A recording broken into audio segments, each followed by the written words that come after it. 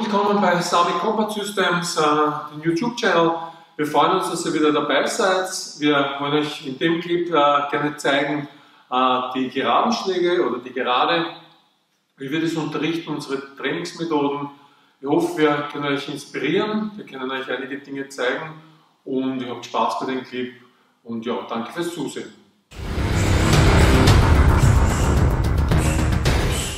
Ja, die geraden Schläge sind sehr wichtige Schläge, weil sie die kürzeste Verbindung zwischen uns und den Angreifer sind und dadurch auch einer der schnellsten Schläge. Jeder Trainer bringt es natürlich auf seine Version bei. Ich möchte euch gerne unsere Variante zeigen und auf die Details, auf was ankommt, die Unterschiede zeigen, wie wir das unterrichten, im Gegensatz vielleicht auch zum klassischen. Ganz am Anfang kurz nochmal die wichtigsten Details zum Schlagen der Gauden. Wir versuchen die Gerade aus jeder Position zu schlagen. Sitzend, liegend, nach oben, von oben nach unten zum Beispiel. Wir schlagen aus jeder Guard-Position, zum Beispiel aus einer versteckten Guard, zum Beispiel aus der Cover-Position. Wir versuchen die Gerade auch nicht nur zum Kopf zu schlagen, wir versuchen andere Körperteile zu treffen, weil wir sehr stark auf den Straßenkampf uns fokussieren. Und dadurch gibt es auch mehr Varianten. Das ist so grundsätzlich einmal einer der großen Unterschiede, auch von der Trainingsmethodik und von der Didaktik. Aber natürlich haben wir dieselben Basics, die man in der Grundschule auch beim Boxen auch verwendet, auch in unserem System drinnen.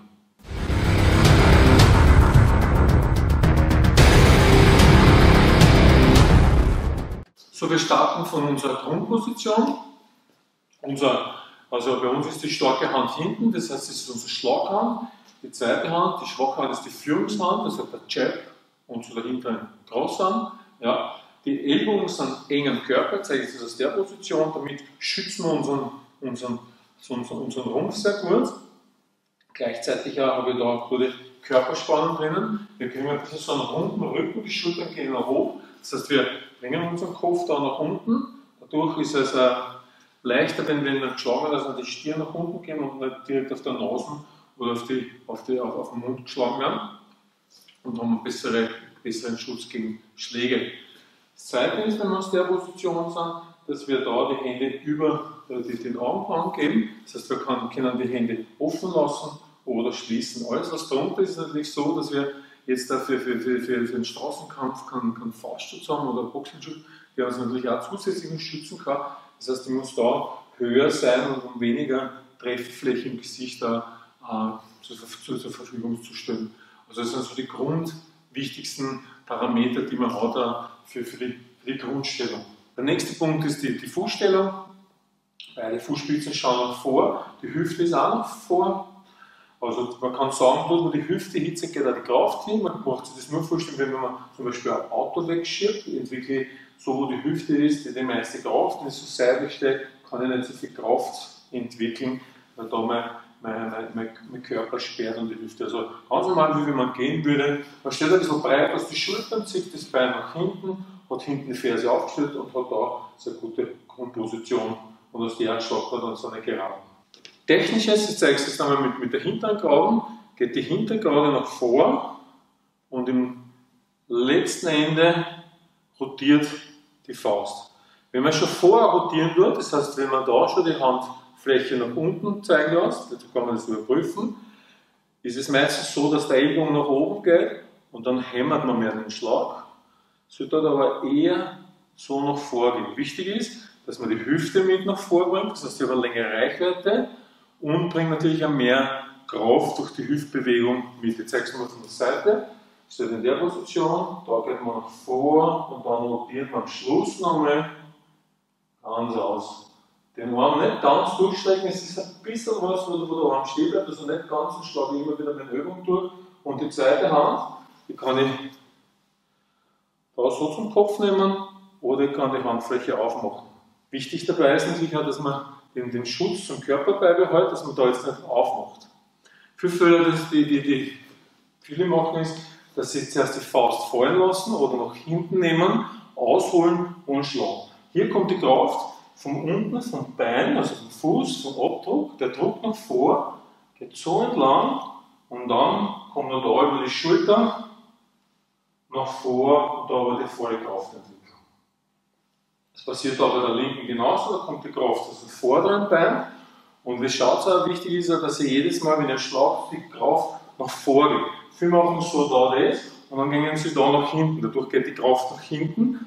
Wir wollen aber, dass die Kraft vorn bleibt. Okay, die Power immer nach vorne bleibt und ich habe dadurch eine längere Reichweite. Ja, das sind so die wichtigsten Parameter dabei. Beim Schlag selbst ist noch wichtig, dass wir die Schulter immer nach oben nehmen. Das heißt, wenn wir schlagen, dass unser Kopf nicht nach vorn und die volle Fläche hergeht, dass wir da nach vorgehen und da mit unserer Schulter einen Großteil von unserem Kopf abdecken. Das heißt, wenn wir das Kinn nach unten gehen und eng nach vorgehen, dann haben wir da so ein Dreieck. Ja? Umso enger das Dreieck, umso besser natürlich. Kann ich da noch nach vorschlagen, nehme die Hüfte mit und bringe noch mein Gewicht an. Jetzt nochmal, um die Bewegung einzubringen am Anfang, ist es ganz gut, wenn man statisch schlagt, das heißt, man ist nur im Stand und später sollte man das koordinieren mit der Beinarbeit. Das heißt, jedes Mal, wenn ich schlage, sollte ich einen Schritt machen. Wenn ich nicht so viel Platz habe, kann man sehr gut am Stand das simulieren. Das heißt, man steigt eigentlich da nur am Boden. Und gleichzeitig, wenn ich schlage, habe ich gleichzeitig diesen Step am Boden und bringe da meine ganze Kraft ein. So kann man das üben. Das heißt, ich kann am Platz stehen bleiben, kann das statisch machen, ohne die Füße dazu zu bewegen.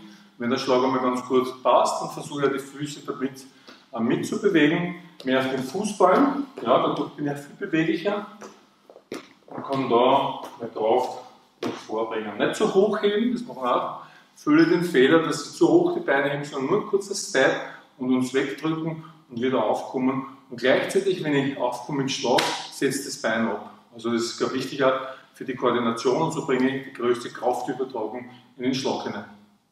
Andere Parameter, um schneller und kräftiger zu schlagen, sind, wie schnell man schlagt, also maximale Geschwindigkeit, da gibt Schlagkraft. Das heißt, wenn ich nach vorne schlage, versuche ich durch den Schritt die Masse einzubringen und gleichzeitig wie eine Peitschenbewegung geht der Schlag nach vorne und bleibt nicht stehen. Also viele machen da den Fehler, dass du die Faust stehen lässt, eigentlich ist es Pum und wir gehen da gleich wieder zurück. Das wird so ein Peitscheneffekt und dann bringe ich die meiste Kraft in den Schlag ein. Der Vorteil ist natürlich auch, dass ich die Schläge schneller schlagen kann.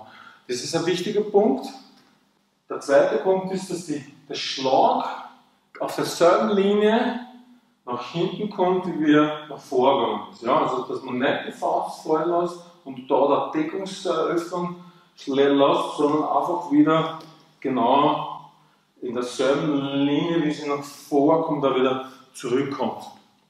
Das ist genauso wichtig, wie man nicht telegrafieren soll, das heißt nicht ausholen beim Schlag, sondern direkt von unten weg, die Bewegung und dann kommt der ganze Schlag nach vor. Also das sind die wichtigsten Parameter, die kann man sehr lang schon allein üben, man kann filmen dazu, man kann das im Spiegel üben und so bekommt man ein besseres Körpergefühl dafür. Und dann sollte man die Übungen immer mehr steigern. Ich zeige jetzt noch, wie man das ganz gut kombiniert mit der Beinarbeit. Um aus jeder Situation einen Schlag zu können, ist es wichtig, auch die Beine dazu zu bewegen. Was wir machen können, wir können nur mit einem Schlag arbeiten. Das heißt, wir haben den Step and Slide. Das heißt, wir machen einen Step und ziehen dann das hintere Bein nach. Man kann da mit einem Schlag machen. Das heißt, von der Koordination macht man einmal und dann zieht man zurück und zieht das zweite nach. Schlage mit beiden, mache 1, 2 und dann bleibe ich stehen. Wenn ich nach hinten gehe, fange ich halt mit der vorderen an, kann aber mit der hinteren genauso anfangen. 1, 2 und ziehe dann das vordere noch. Das gleiche kann ich zur Seite genauso machen. 1, 2 und ich steige zur rechten Seite, 1, 2. Ich finde, man sollte es in jede Richtung trainieren, damit man auch viel flexibler auf Angriffe oder Attacken reagieren kann und so überall aus jeder Situation anzuschlagen. Als Übung kann man jetzt machen, dass man sagt, man geht nach vor, 1, 2, nach hinten, 1, 2, nach links, 1, 2, nach rechts, 1, 2. Man kann es auch nur machen am Stand, wenn das vorher schon gilt. Oder dann die Richtung wechseln. Man kann es schlagen mit Jab Cross, also vorderer Führungshand und Schlaghand, oder mit Cross Jab in alle Richtungen und kann dann den Winkel nochmal seitlich auch verändern, wenn man ein bisschen einen anderen Winkel haben will. Das heißt nicht nur geradlinig nach vor, zurück, links und rechts geht. Aber wichtig ist ja, immer dann später die Beine mit den Armen zu synchronisieren, um mehr Schlagkraft und mehr Varianten aus den Schlägen rauszubekommen. Das zeige ich nur Übungen, die man ganz gut trainieren kann. Die Übung ist nur für die Körpermechanik, dass man die einmal versteht. Man kann ruhig die Hände am Rücken geben. Und jetzt, wenn man sie bewegt am Stand, das ist also dieselbe Bewegung, die man da macht, um einmal zu spüren, wo die Kraft herkommt, machen wir nur die Bewegung. Das ist synchron. Das ist das linke Bein, linke Schulter, rechtes Bein, rechte Schulter. Und so kann ich da die richtige Körpermechanik reinbringen. Das kann ich natürlich auch in alle Richtungen machen, vor, zurück, links und rechts. Ich habe es jetzt nur am Stand gezeigt, aber dadurch haben wir so einmal das Gefühl für die richtige Körpermechanik antrainieren und später kombiniert man, wenn man das einmal so heraus hat, das Ganze, also wenn ich es so mache oder wenn ich dann den Schlag dazu mache, ist dasselbe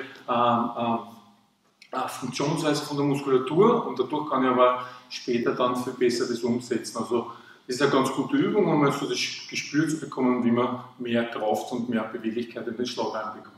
Eine Variante fürs Training wäre, dass man sich wie bei einer Wand, ich habe das jetzt mit Schlagpolster gemacht, dass man ganz gerade nach vorne schlägt und wieder gerade nach hinten zieht. Ja, da merkt man sofort, wenn die Faust nicht am selben Weg nach hinten kommt, wieder, dass ich da einfach immer wieder den Schlagpolster oder die Wand, je nachdem, was ich habe, zur Verfügung treffen nur. Ja, das zwingt mich dazu, dass ich meine Faust genauso zurückziehe, so wie sie gekommen ist und habe dadurch auch die Kontrolle, dass die Faust nicht nach unten fällt beim Schlag. Eine weitere Möglichkeit, sich selbst zu kontrollieren, wenn man immer geneigt ist, dazu den Ellbogen aufzustellen, dass man sich ganz nah, ich mache das jetzt mit Schlagpolstern, an der Wand stellt. Und jetzt, wenn man schlagt, muss man relativ eng da nach vorgehen und am Schluss dreht man. Dreht man vorher schon, dann trifft man die Schlagpolster oder die Wand, entweder hört man es oder man sieht es natürlich, wenn man schlagt. Ja? Das heißt, jedes Mal, wenn ich schlagen würde und ich würde meinen Ellbogen nach außen, dann bewegt sich der Schlagpolster oder ich höre das an der Wand oder ich spüre es natürlich auch, dass ich da gerade nach vorgehe. Deckung kann ich heute nicht sagen, wie ich will. Wichtig ist nur, dass ich mein Bewusstsein dafür schaffe, dass ich eng schlagen muss. Mit Kurzhanteln trainiert, nicht zu schwer. Und hier, da, unsere Schläge mit, ohne Schrittarbeit trainiert. Hier trainiert man mehr die Kraftausdauer, das ist auch wichtig, damit wir lernen, unsere Hände lang oben zu halten. Und das ist eine gute Variante, man kann das schneller schlagen oder langsam. Ich bin auch sehr dafür, immer alles auch sehr langsam zu trainieren, um so das Gespür zu bekommen, wie die richtige Bewegung dann funktioniert und nicht mit Schnelligkeit zu übertreiben. Ja, das Theraband ist eine gute Variation, um das zu trainieren. Ich lege das bei mir immer gerne so hinterm Rücken und von da kann man sehr gut, wenn man nicht so viel Spannung hat, braucht man einfach nur dabei bei der Hand wieder ein bisschen mehr zu trainieren. Man merkt wenn man dann eigentlich aufstellt, dass das nicht so angenehm ist, sondern dass man gerade da vorgeht und auch wieder da so einen Schlag trainieren kann. Und es gibt uns immer wieder so ein Feedback, ob wir die richtige Bewegung machen. Ja, so spezifische Banantukan-Übungen für die Gerade sind, dass man eventuell zum Beispiel aus der Universal-Cover-Guard schlägt und dann nach vor. Da ist die Bewegung natürlich ein bisschen anders, weil eine ganz andere Position, Startposition. Ja, das heißt, ich bin in der Position. Gleichzeitig, wenn ich den Schlag mache, bringe ich meine zweite Hand zum Kopf und schütze da und gehe dann immer wieder in meine Startposition. Ja, so kann ich auch sehr gut eine Koordination trainieren und aus jeder Position schlagen. Andere Variation wäre noch, dass wir aus unserer Diskretionsposition, das heißt, wir haben unsere Hände eng am Körper, so wie beim Boxen auch, starten aus der Position, ich schlage einmal mit der rechten und ziehe gleichzeitig die zweite da zum Cover und starte immer wieder aus der Position. Kann das gleiche aber mit der linken Hand genauso machen und gehe dann auch vor. Also es war wieder eine andere Startposition. Das ist der Unterschied zum klassischen Boxen, dass wir einfach unterschiedliche Startpositionen haben. dritte Variation war, dass wir so eine unvorbereiteten Position schlagen. Das heißt, wir sind in so einer schulterbreiten Standposition und wenn wir jetzt nach vor gehen, gehen wir mit dem linken Bein nach vor und schlagen da mit unserer linken nach vor. Gleichzeitig, wenn ich jetzt rechts zum Beispiel mache, gehe da mit meiner zweiten Hand, habe ich da mit Schutz im Kopf, kann ich aber da genauso geben, wie ich Lust habe. Ja, das kann ich zum Beispiel nur auf links machen oder einmal auf der rechten Seite und einmal links. Ja.